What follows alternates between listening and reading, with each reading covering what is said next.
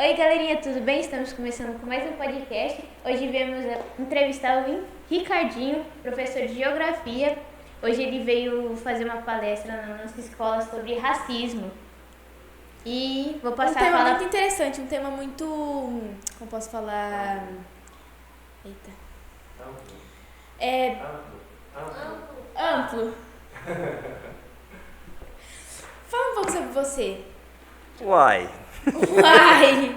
não é a primeira vez que eu participo, né? A gente participou aqui do podcast o ano passado. Foi ano passado. Isso, foi na Semana da Consciência Negra, lembra? Isso. A gente estava lá no museu. Ali a gente estava com um projeto já em fase de construção, que esse ano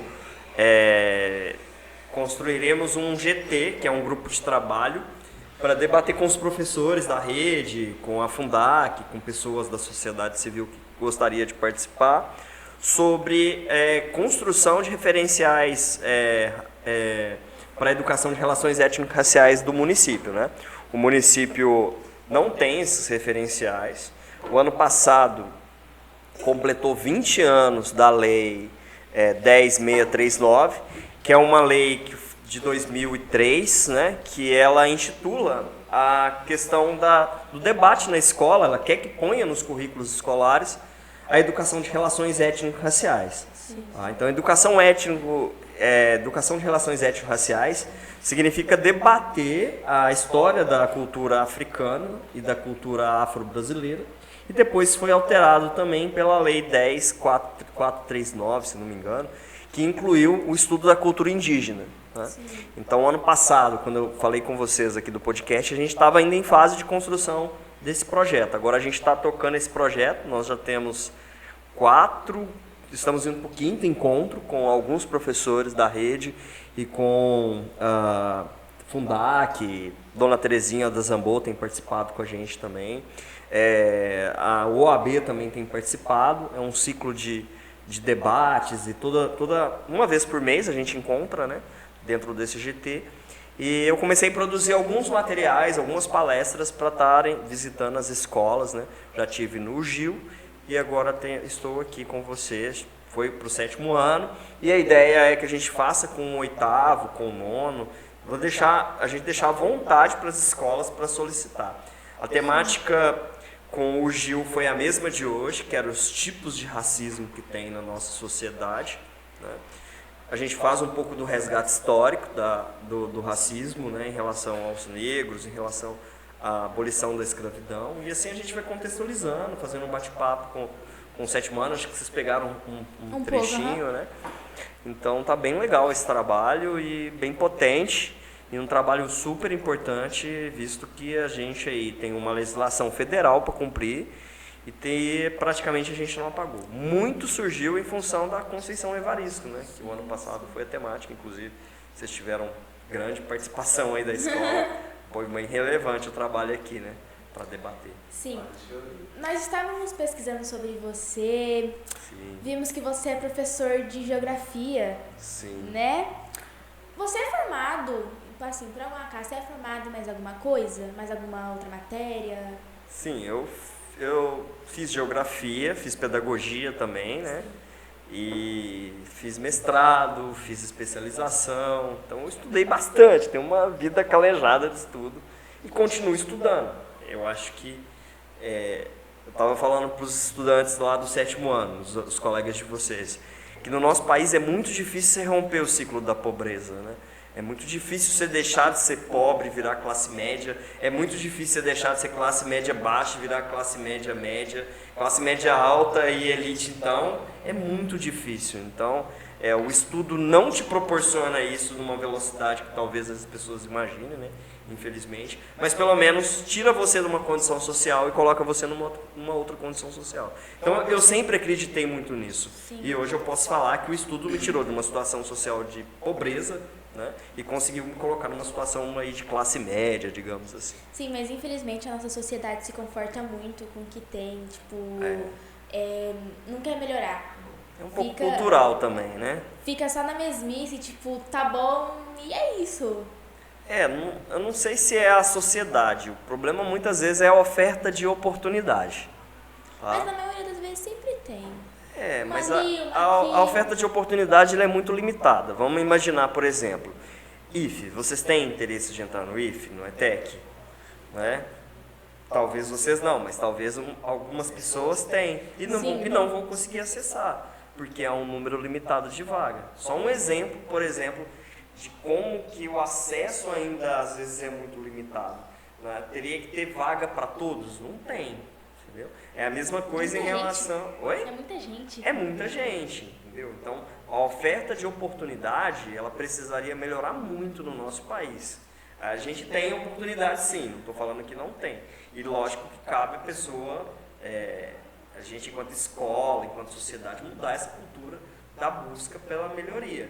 Mas a oferta de oportunidade ainda é muito limitada, seja nas escolas, seja no mercado de trabalho, seja no contexto social. Então acho que ainda falta muita oportunidade ainda para as pessoas se desenvolverem, né? Sair dessa condição às vezes de pobreza, entenderem o local que ela ocupa na sociedade para tentar buscar evoluir, melhorar. Então isso é muito difícil, é um trabalho de educação, né?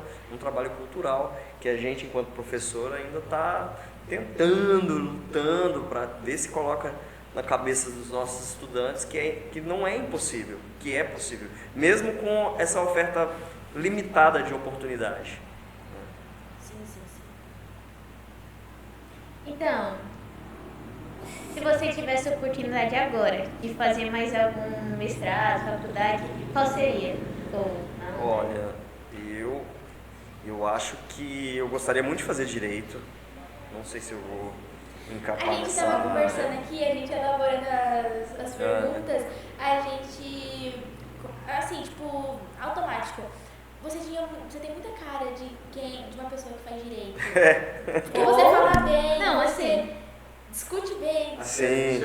ela acha que provavelmente você poderia fazer direito. Eu achei que você ia fazer faculdade de letras. Porque assim, Ó o cara confuso. Tem uma... que na realidade assim, o ambiente que a gente vive muitas vezes vai modelando a gente, né? Então a gente precisa estar buscando ambientes que você possa ter igual aqui, o ambiente que vocês estão vivendo. Esse bate-papo, vai construindo, a gente vai tendo essa troca, entendeu? E aí, consequentemente, nós vamos nos modelando, entendeu? Então isso aí é uma consequência do meio que você vive. O meio, ele influencia diretamente no seu desenvolvimento. Não tem como falar que o meio não influencia, que ele influencia sim. Então, falar bem, se expressar é uma coisa que aos poucos, ao longo do tempo, dependendo dos espaços que vocês vão ocupando, vocês vão perceber. É lógico, e fruto de também muita leitura. Nenhum professor fala bem ou tem acesso a cultura, a outras situações, simplesmente da noite para o dia, ou caiu do céu. Não, você precisa, aí sim, buscar, conhecer outras possibilidades, se permitir mesmo, sabe? Sim. Se permitir escutar uma música popular brasileira, se permitir escutar um funk, se permitir escutar uma MPB, um forró, se permitir fazer leituras que normalmente você não faz, que seja fora do seu contexto de formação, né? Que muitas vezes a gente faz só leitura, ainda mais professor, que lê mais coisas que estão dentro do seu ambiente formativo, mas não se limitar, entendeu? Tentar, e isso é muito difícil no nosso país, por isso que eu estou te falando da questão da oportunidade. Qual a oportunidade que muitas vezes os nossos jovens têm de, por exemplo, fazer uma visita cultural em São Paulo? Né? Pouca. Às vezes é pouca. Né? Visitar um museu, conhecer uma OSESP, que é a Sinfônica de São Paulo, entendeu? Então a gente precisa proporcionar mais isso, nós enquanto sociedade, não só a escola, não só os governos, mas precisa ampliar isso. A gente percebe que ainda há muito limite dentro do recurso, do financiamento ou do investimento, para que vocês possam ter acesso a esse tipo de coisa, e aí desenvolver, criar novas possibilidades, novas perspectivas de vida, porque senão fica igual você falou, entendeu? Tipo, as pessoas não querem, não é que muitas vezes elas não querem, que muitas vezes não foi ofertado a ela a possibilidade de escutar uma sinfônica, de apreciar um filme, uma série e tal. Então, as coisas às vezes é muito limitada. E aí com as redes sociais, o celular, isso ficou mais difícil ainda, porque parece que a sociedade vai limitando o seu olhar. Você tem essa sensação de que você está encaixado dentro de uma situação? Então eles vão te encaixando. As redes sociais fazem isso muitas vezes. Te encaixa dentro de uma caixinha e dali você não consegue sair. Entendeu? Então, Verdade. É complicado. Mas você tem um ponto. Sim, e romper isso é difícil. Eu tô com uma dúvida. Pode perguntar. Por que você se formou em geografia? Por que logo geografia? Boa pergunta, hein? Porque o que te atrai na geografia? Olha, eu nasci numa cidade que ela é uma cidade do século XV, XVII, vai. Ela já tem mais de 300 anos, em Minas Gerais. A cidade chama Ouro Preto. É uma cidade que ela, igual eu falei para meus estudantes lá, tiveram muitos escravos, né, e tudo mais. E ou eu faria história, por gostar de história também, ou eu faria geografia. Tá? A geografia me atraiu por conta do movimento. A geografia, ela é uma ciência do movimento, ela é uma ciência da dinâmica, muito mais do que a história. A história parece que ela tem ali o seu processo no passado, e aquilo você tenta trazer as coisas para o momento atual, porém muitas vezes esbarra nesse lastro histórico que precisa ser construído. A geografia não, a geografia é a construção. A geografia é a paisagem em movimento, a paisagem sendo construída. Então você olha que para fora, há um tempo atrás, você não tinha esse ginásio. Tá? Aí de um tempo para cá você tem esse ginásio, você modificou a paisagem. Tá? Então a capacidade de entender a geografia e a capacidade que o professor quer com que os estudantes entendam a geografia é essa. É a capacidade de olhar a sociedade que está em movimento, relacionar a nossa atuação dentro desses espaços e as modificações que esses espaços sofrem pela ação do homem. Então isso é fantástico, analisar isso é fantástico, analisar isso com olhar crítico é muito desejável, né? Para você denunciar mazelas, para você denunciar que precisaríamos sair de uma situação de pobreza para uma situação melhor, para você denunciar a ocupação de áreas irregulares, igual eu falei para eles no caso do racismo ambiental, né? Para você denunciar a modificação do espaço e a limitação das populações em áreas periféricas, e é tudo que vocês estudam em geografia. Né? A geografia é o contexto social que nós vivemos, é o espaço, é a transformação desse espaço. Por isso que eu sempre gostei de geografia. Né? E falo mais, muitas vezes os meus alunos eles não gostam de geografia, mas eles se encantam pelo jeito que eu dou aula de geografia, pelo amor que eu tenho pela geografia e pelo jeito que eu explico a geografia. Eu posso falar para vocês, hoje tudo que eu tenho é graças à geografia. Vem cá, pelo amor de Deus, eu não aguento mais aquele... Meu Jesus amado! Você não gosta de geografia? Não é a matéria, esse é o professor. Não, eu gosto do professor, mas eu não gosto da matéria porque eu não entendo muito. Eu não entendo muito. Eu não entendo, sim. Não, até daria pra entender se ele se esforçasse um pouco mais pra explicar. É porque assim, ó, vamos lá. Tudo que você vê, né, é geografia. Está dentro do espaço. Geo é terra, grafia é estudo da terra. Então tudo que você vê dentro de um espaço é geografia. Né? Se você tem um homem alterando esse espaço, pronto, você formou o conceito de geografia. Então a geografia é essas ciências que estuda a relação do homem com a natureza, do homem com as cidades, do homem com a paisagem, com o transporte. Sim. Por exemplo, um estudo importantíssimo, geografia médica. Tá? A geografia médica, muitas prefeituras não têm esse tipo de estudo. Prefeituras que querem, por exemplo, combater a dengue, que é um problema sério de saúde pública, deveriam trazer do seu corpo técnico geógrafos que são profissionais ligados nessa área, para montar um mapa do mosquito. Os bairros que tem mais, onde que há a maior incidência, como que você combate. E tudo isso é projetado num mapa. Tudo isso tem como você cruzar dados, entendeu? Eu estou dando um exemplo para você como que a geografia pode existir sem ser escola. Tem um autor francês, que é a base da geografia brasileira, ela é francesa, ele fala assim que a geografia é a arte de fazer a guerra. Tá? Então, os grandes, por exemplo, onde que estão os maiores centros de estudo de geografia do Brasil? No Exército. Onde estão os maiores centros de estudo de geografia nos Estados Unidos? No Exército. Entendeu? O domínio da área, o conhecimento da geografia da área, o conhecimento de onde atacar, de como atacar. Um comando, um exército, uma estrutura social não vive sem geografia. Nós temos hoje no Brasil um grande órgão, que é o Instituto Brasileiro de Geografia e Estatística, que é o IBGE. Vocês entenderam como que é importante?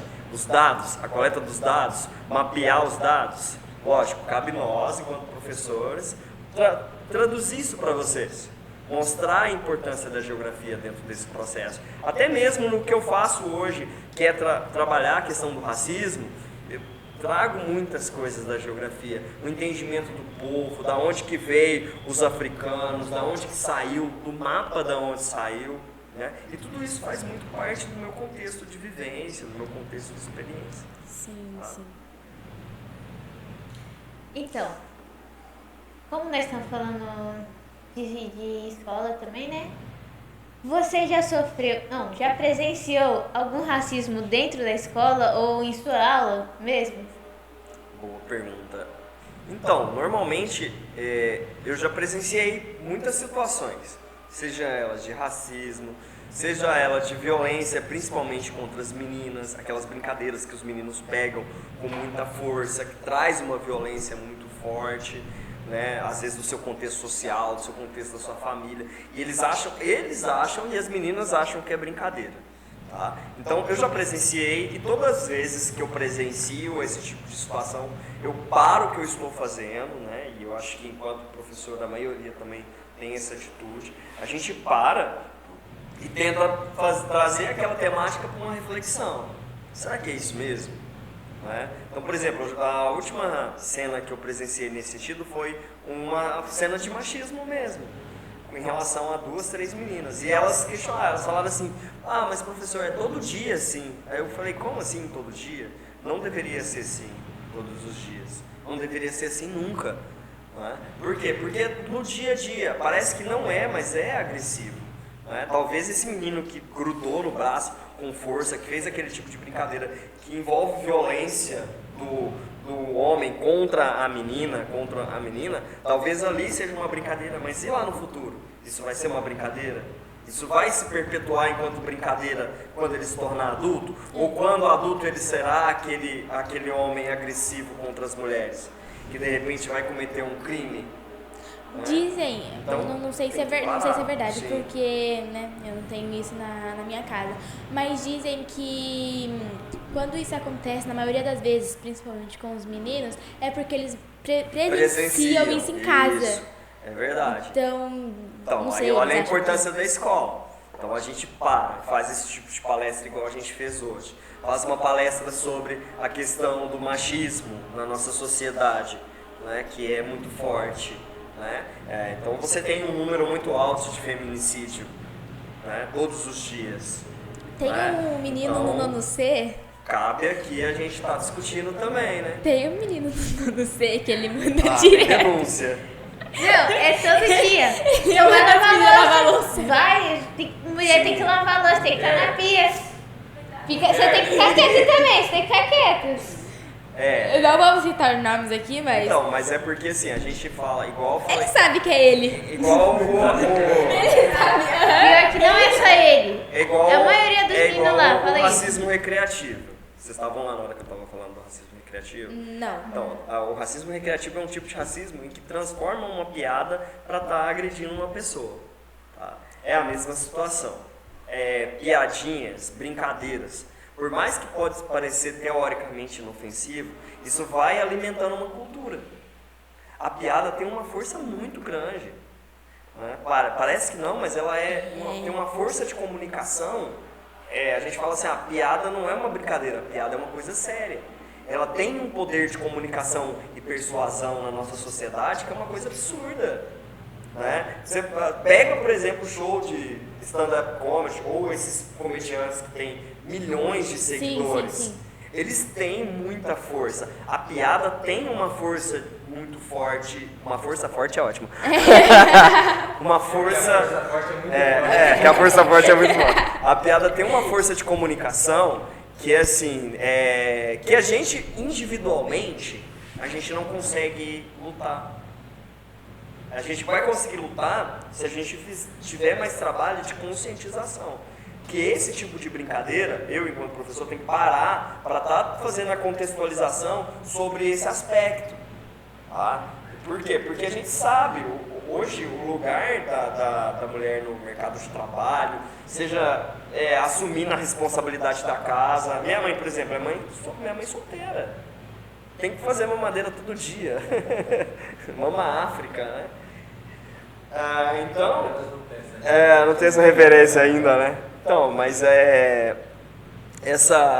essa construção da mãe solteira, da mãe que é trabalhadora, da mãe que é guerreira, que é lutadora, isso não pode deixar de vir à tona quando surgem situações assim. Eu não posso, a gente precisa, assim, pra gente que é homem, a gente tem que aprender o tempo inteiro. Não existe um homem que saiba o que uma mulher passa, sabe? Tipo, minha prima, por exemplo, vou dar um exemplo. Ela precisava fazer uma viagem. O namorado dela falou, olha, eu não vou deixar ela fazer essa viagem sozinha. Sabe que você não poder andar na rua sozinha durante a noite? Né? A gente nunca vai saber disso, entendeu? O nível de perigo que uma menina corre caminhando numa cidade grande, ou numa cidade pequena, ou no interior. Então, quer dizer, a gente nunca vai poder falar sobre isso com propriedade. O que a gente vai poder, enquanto homem, é aprender. Né?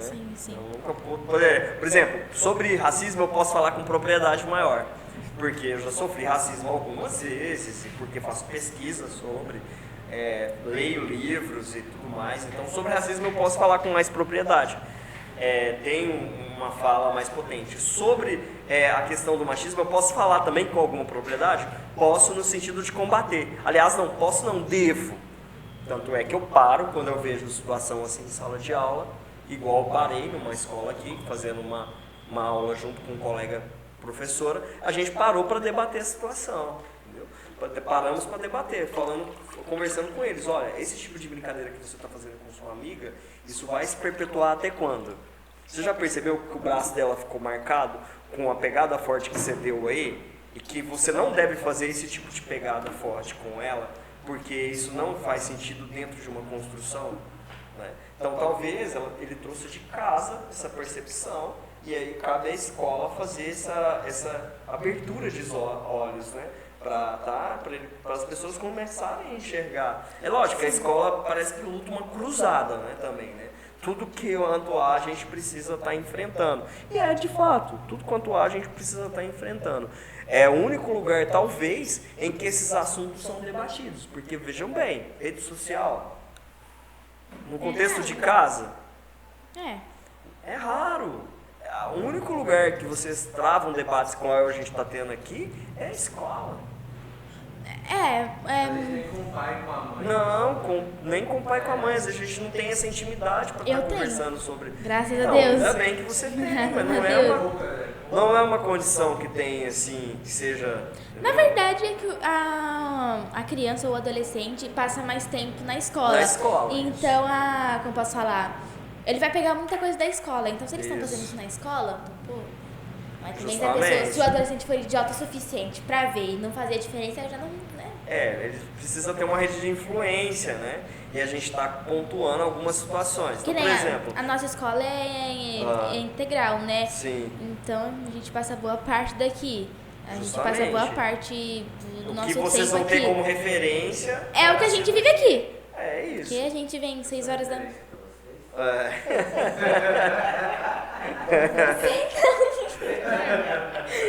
que a gente veio pra cá às 6 horas da manhã. Muito sai 5h30, como a gente vai estar saindo agora. Muito sai 3h30, então assim.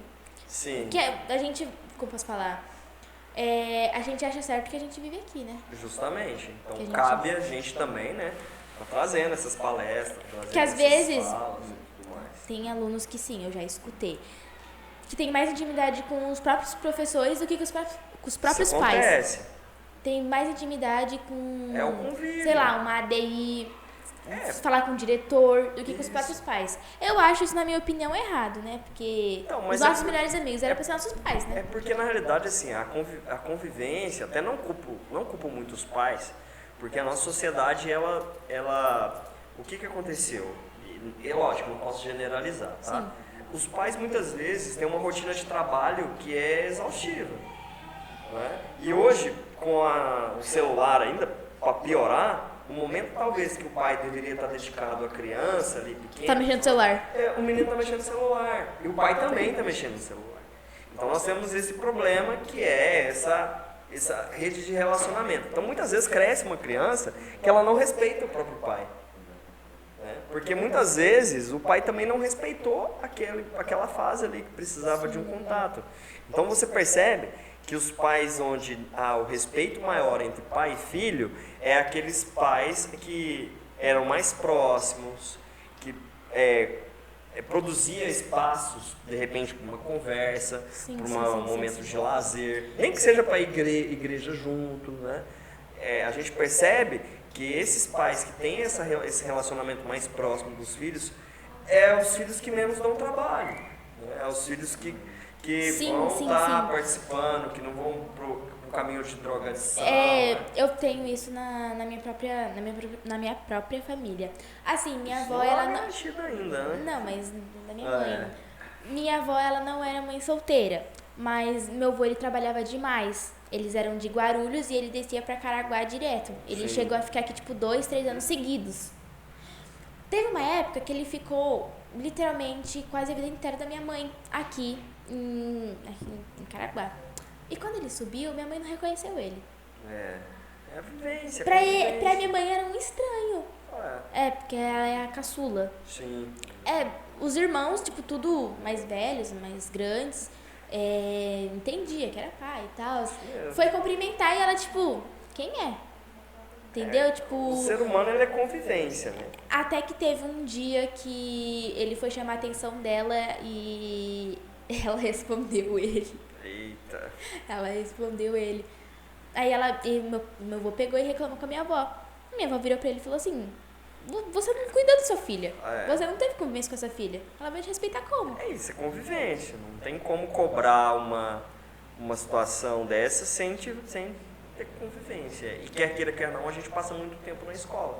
Então você convive muito mais, às vezes, com os seus professores, com o pessoal que está aqui, do que com a sua família. Né? É verdade, isso aí é fato. Mas mudando de assunto. Mudando de assunto. Não muda de assunto, não. A conversa que vocês estavam tendo antes estava legal, mas ele falava da vez que ele sofreu assim. Todas as vezes, né? Não, de uma vez que ele achou mais. Aqui você foi perseguido. Eu gostei dessa. Tá vendo que lá tava Tava. Então, a minha esposa também é negra, né? A gente já sofreu algumas situações de racismo muito pontuais. Essa que a gente estava conversando antes, na época eu fazia cursinho, pré-vestibular, e morava no fundo da casa de uma senhora que alugava um barraco pra gente lá, morava eu e um amigo meu nessa época. E a polícia já entrou esculachando, entendeu? Eles achavam que eu tinha roubado uma moto, que a moto estava lá dentro, entendeu? Aí entraram, né, já com arma e tal. Aí eu falei, não, primeiro eu deixei eles revistarem, normal. Sim. Aí começaram a fazer pergunta e eu respondendo. Aí num determinado momento, eu falei assim, não, meu irmão, não sei lá. Aí eles, irmão, que sei o que e tal. Aí eu falei, aí ele veio pra me bater, né? Aí eu falei assim, não acho melhor você não me bater, porque, primeiro, vocês têm mandato de estar aqui, nesse local?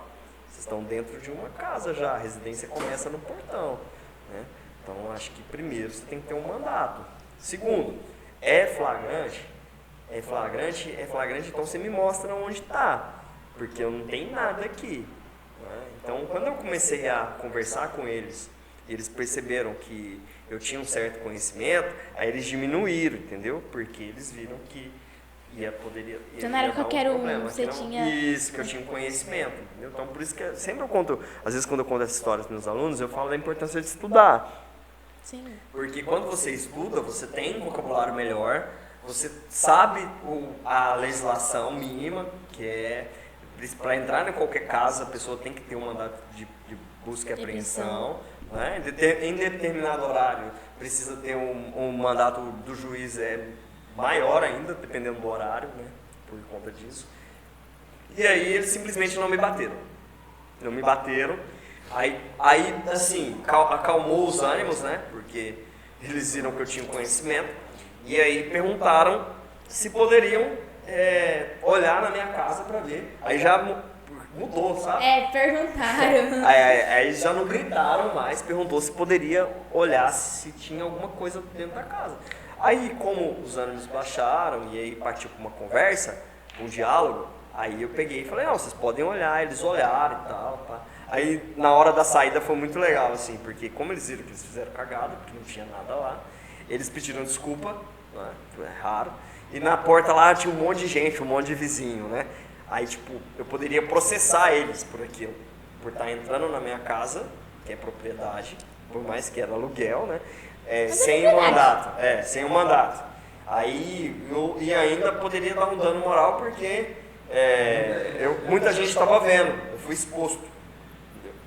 Então, aí eles fizeram um meio termo lá, me cumprimentaram, abraçaram na frente de todo mundo, não, então beleza e tal, sabe, deu uma disfarçada para mostrar que não era uma situação constrangedora. Né? Se fosse uma pessoa desinformada. Então é importante. E foi o que ele falou quando a gente não estava no podcast ainda, era capaz de ele plantar alguma coisa, os policiais. Poderia rolar, se eu não tenho esse diálogo falando sobre isso para eles, né, que eu tinha conhecimento, precisava das coisas, eles poderiam ter me batido, ter até tomado um tiro, ter implantado alguma coisa lá e eu, tipo, né? E isso é o que acontece, é a realidade de muitas pessoas hoje aí no Brasil. E muitas vezes a pessoa que é enquadrada, ela não tem culpa, não tem nada, né? Então isso acontece, infelizmente, é um tipo de violência do Estado. Não põe a culpa na polícia, tá? Põe a culpa do Estado brasileiro por não estar treinando esses policiais para estarem atuando de maneira mais correta.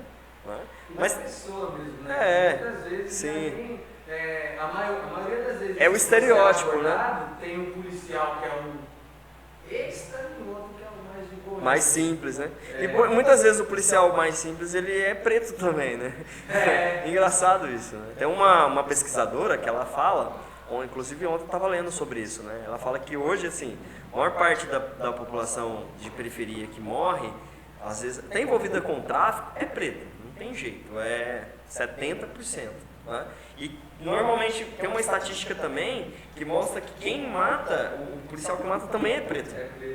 Nossa, vem. Então assim, o Estado usa a cor mesmo, né, como instrumento, seja para repressão, seja para reprimir. Né? Então, ela fala isso num texto que eu estava lendo ontem, num livro de uma autora que chama Djamila, que chama Pequeno Manual Antirracista. Muito boa essa leitura. Mas a gente já sofreu, por exemplo, racismo assim, eu e minha esposa entrando numa loja e as pessoas seguirem a gente sobe, vai alguém atrás, desce, vai alguém atrás. Era uma loja chique, sabe? De produtos de casa e tudo mais, e tinha uns bebelôs, trem chique, bacana. Na época a gente estava comprando a nossa casa, isso uns 10 anos atrás, aí a gente entrou para ver algumas coisas nessa loja. Aí a gente subiu, a gente entrou na loja, a pessoa já perguntou se a gente queria alguma coisa. A gente só veio dar uma olhada e tal. Sim. Você acredita que, assim, eu não me considero uma pessoa preta, me considero uma pessoa morena. Já aconteceu isso comigo. Eu fui no centro com uma amiga minha, a gente foi comprar um negócio numa loja de maquiagens. A segurança era uma, assim, um porte alto até, uma menina branca. Ela pegou, da hora que a gente entrou, ela olhou a Começou a gente seguir, torto, né? e literalmente seguiu a gente. É. A loja tinha 2 entradas e fazia tipo que um U. Sim. A gente tava nesse corredor. A gente passou pra esse corredor pra ver as outras coisas. Ela fez questão de sair do cantinho dela pra seguir a gente. Isso, Sei lá, ela achou que ia isso é roubar alguma coisa. estereótipo, é o estereótipo. A pessoa entra, se ela for preta já tem que seguir ela, ou se ela for parda também, tem que seguir como se você estivesse entrando ali para roubar, né? Agora, a gente já sofreu racismo de outras formas também. Teve uma vez que a gente foi pro sul do país, não foi legal porque o taxista simplesmente a gente primeiro entrou no carro, ele mal ajudou a gente a abrir a porta ou ajudar a botar a mala dentro do carro. No final, isso que eu achei mais surreal, durante o percurso eu falei, ai, como que tá o clima aqui, né, e tal, desse lugar. Aí ele virou e falou, tá isso aí que vocês estão vendo aí. Eu, caraca. Nossa.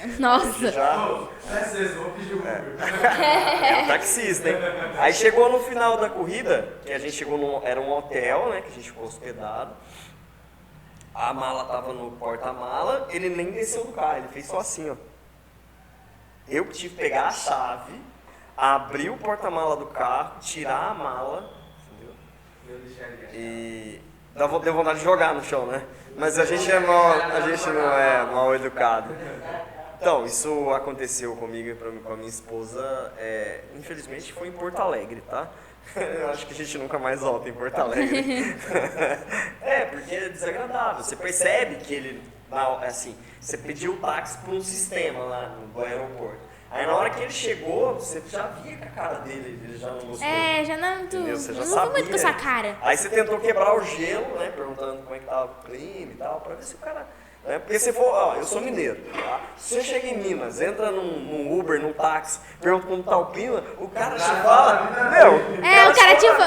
ele fala no melhor lugar que você ir, onde você vai comer, o melhor pão de queijo, Verdade. entendeu? Quase que te leva pra casa dele, entendeu? É um hospitaleiro que é um povo mineiro, entendeu? São Paulo, o povo é educado, não é tão hospitaleiro igual o mineiro, mas o povo de São Paulo é educado, pelo menos os taxistas, o pessoal que trabalha no aeroporto ali. Eu não tenho que reclamar não, porque sempre quando eu pego um Uber, minha mãe ainda é um pouquinho mais escurinha que eu, sempre quando a gente pega um Uber, pô, da hora, conversa, tal. Nossa, pra você ter uma ideia, teve um Uber, nossa, tem muito tempo, que eu peguei, que eu fui pro centro, o cara falou como que eram as coisas em Ubatuba. Que no negócio da pista tem um escoamento de água pra não encher. Eu fiquei tipo, bagulho mó. Dependendo onde que você vai, você é muito bem atendido, né? Dependendo de outros lugares, você parece que é proibido pra você em alguns lugares. Já põe um limite ali. Você já não se permite entrar. Então, e se fica esse olhar de desconfiança, né? Então, por exemplo, quando a gente vai em algum restaurante que é um pouquinho mais chique, nossa, teve restaurante que a gente já foi que a gente levantou e foi embora, porque praticamente não atenderam a gente. Mas chegar nesse... Passaram, fingiram que não tá vendo, sabe? E aí a gente pegou, levantou e foi embora. Tipo, eu fui embora, eu falei, eu não vou ficar aqui vou comer aqui? Não vou comer aqui. Então, a gente já sofreu algumas situações assim, né? Eu já sofri particularmente algumas situações bem chatas mesmo, que escancaram um pouco o racismo no Brasil. Ok? Na sua opinião. Não, faz. Tá. Deixa ela fazer? Tá, faz. Na sua opinião, o que Ainda falta. o que falta, o que você acha que dá pra fazer pra acabar com o racismo? O que é? Eu acho que acabar é difícil. Sim. Eu acho que assim, a gente já tem algumas políticas públicas, amenizar, né? A gente já tem algumas políticas públicas que visam amenizar. Só que assim, é uma conjuntura um tanto quanto que não só do Brasil, né? Mas eu tenho problemas de racismo nos Estados Unidos, na Europa, né? Então, é independente da classe. Então, assim, a sociedade humana E assim, esse tipo de combate é muito individual. Entendeu? Então, a compreensão da pessoa, ela precisa ser feita, né, de uma forma que ela passe a lutar contra os processos. Então, por exemplo, e a gente deu esse exemplo lá para os meninos do 7º ano. A partir do momento que o Vini Júnior encampou a luta contra o racismo, ele passou a ser mais bombardeado. Por quê? Porque as pessoas querem diminuir as pessoas que lutam para que o racismo seja combatido. As pessoas não querem uma pessoa que fica combatendo o racismo igual o Vini Júnior, que tem muitos seguidores, que é rico, entendeu? Então, por isso que o Vini Júnior sofre muito racismo. Então, é esse tipo de compreensão que o Vini Júnior teve que a gente precisa para melhorar a situação de outras pessoas que, de repente, são influentes na sociedade. A gente tem que comprar a briga, né? A gente tem que comprar essa briga. A gente não pode deixar barato isso. A gente precisa comprar a briga dos nossos alunos, precisa comprar a nossa briga. A gente precisa muitas vezes enquadrar, sim, tentar chamar a responsabilidade, compartilhar. Por exemplo, a luta que eu encampei agora é a construção de referenciais que vai servir para a rede, para que trabalhe com todos os alunos aí para anos e anos, para ver se a gente consegue diminuir essa situação. Entendeu? Então hoje eu faço parte desse GT, faço parte de um GT nacional, que a gente discute políticas antirracistas para as escolas, faço parte de um outro grupo que também debate esse tipo de tema, vamos ter produção de material. Então assim, eu não fugi da luta, simplesmente não dei as costas depois que eu sabia. Eu posso não ter tido essa luta que eu estou falando para vocês, é recente, eu não tinha o menor interesse talvez em debater sobre essa temática. De um tempo para cá que eu comecei a debater sobre essa temática a partir do momento que eu tive conhecimento sobre. Né? E eu não dei as costas para a temática, que eu poderia simplesmente falar assim, olha, outra pessoa pode fazer, outra pessoa... Eu não dei as costas, muito pelo contrário, eu procurei enfrentar. Sim. E como que eu posso enfrentar? Dando uma palestra, fazendo o que eu tenho mais habilidade. Dando uma palestra sobre isso, conversando com vocês, fazendo referenciais curriculares para os estudantes participarem, dando palestra para outras pessoas. Então, por exemplo, o GT que eu participo, que é um GT nacional, eles me chamaram para mim falar da experiência de Caraguatatuba. Porque nos outros municípios não tem isso. Não tem um grupo de trabalho na Secretaria de Educação que trabalha essas questões. Não é uma coisa assim que todo lugar tem. Não. A gente está sendo no litoral norte, não tem, por exemplo. Um dos municípios tem um grupo de trabalho para construir referenciais antirracista para as escolas trabalharem com os estudantes. Os professores hoje trabalham tudo solto. Um ou outro faz uma ou outra coisa, entendeu? Mas falar que há um trabalho sistematizado para combater o racismo nas escolas, não, a nossa ideia é deixar um trabalho sistematizado, um protocolo. Por exemplo, eu tive um caso de racismo, o que o professor vai fazer? Precisa ter um protocolo para seguir. Não adianta que eu não vou conseguir punir a criança, né, o estudante, como eu puno, por exemplo, um adulto, porque isso não existe. Mas o que é feito de trabalho dentro da escola para que as pessoas que cometerem esse ato possam refletir, repensar e mudar o seu estilo ou a sua atuação em relação a esse racismo? É isso, é o que eu desejo, a sua pergunta eu posso responder dessa forma. Tá? Sim. O que você acha de um karaokê? Karaokê? Não sou bom não, hein? Eu acho que não. Precisa ser bom? Não, precisa ser bom. O prefeito fez. O prefeito fez. Não sou muito bom. Pior que ele, você não vai se sair. Fala uma música que você gosta. Fala, absorvendo que ele lembrou do prefeito. Tá, tem que pegar uma música. Tem que ser uma música. Faça referência com o que a gente está falando, né? De Sá? Não, vamos pensar aqui. Pode ser. Tem muito isso não, porque eu cantar sabe, aquela série lá, Do Smith? do Will Smith, aquela... Eu, patrão das crianças. Não! Então, cantar essa música. Maluco no pedaço. Isso! Será que tá com som? Tá. Essa aqui é nova, não sei. Tá no máximo, Alan. Quer Essa nos deixar aqui- surdos? Olha lá, essa que será que tá pisando ali embaixo? Clica aí na musiquinha de novo. Tá no último. Muda aí, tá de alto-falante, tá vendo? Coloca bem aqui. Aí, agora tá de novo. Aí pausou. Dá play. Pausa agora, pelo amor de Deus, né? Abaixa. Aí, Abaixa um pouco. Abaixa um pouco. Não vai ter que escutar mais ele. Ai, ai, ai, hein? Karaokê do Silvar. Vocês vão me ajudar? Back vocal. Eu não conheço essa música. Eu também não. Não conhece? Não.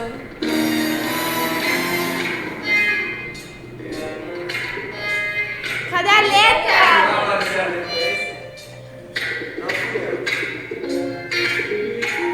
Eu conheço sim. 4, 3, 4, 3. Só dos coloridos. Posso fugir. Boa! Eita! Oh, beleza! Seu Alan. É. Pronto? Tá bom? Tá sentado direito aqui agora, hein? 5. Meus olhos coloridos me fazem refletir. Eu estou sempre na minha e não posso mais fugir. Meu cabelo enrolado, todos querem imitar. Eles estão baratinados, também querem enrolar. Você ri da minha roupa, você ri do meu cabelo, você ri da minha pele, você ri do meu sorriso. A verdade é que você tem sangue criou, tem cabelo duro, sarara crioulo, sarara crioulo, sarara crioulo, sarara crioulo, sarara crioulo.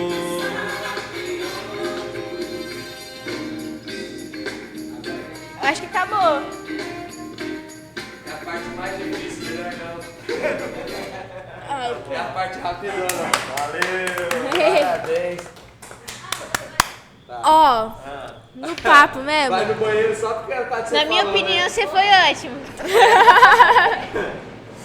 Você cantou melhor que o prefeito. Meu cabelo, ela, que cabelo. Ei, irmão! Vocês do meu cabelo vai ser a mesma coisa. Quase que eu falei, que cabelo tem? Você cantou melhor que o prefeito. Sim. Uma discórdia. Mas prefeito, ó. Vai, pô. Vai melhorar a comida, né? Pelo amor de Deus, né? Vem ela com a comida. Vocês não falando no ar da comida. No ar? Vocês não falando gravando, não tava gravando. Não, graças a Deus. Muito obrigada por ter... Eu que Vim agradeço até o aqui. convite, né? Aproveitar a oportunidade que já tive aqui. Semana que vem ou na outra, talvez a gente volta para fazer a palestra com o 8º e 9º ano aí. Vocês vão estar participando dela integral, né? Sim, sempre, né? Tá bom, então. Ficamos por aqui. Muito obrigada por assistir até aqui. Encerramos mais um podcast. Tchau. Tchau.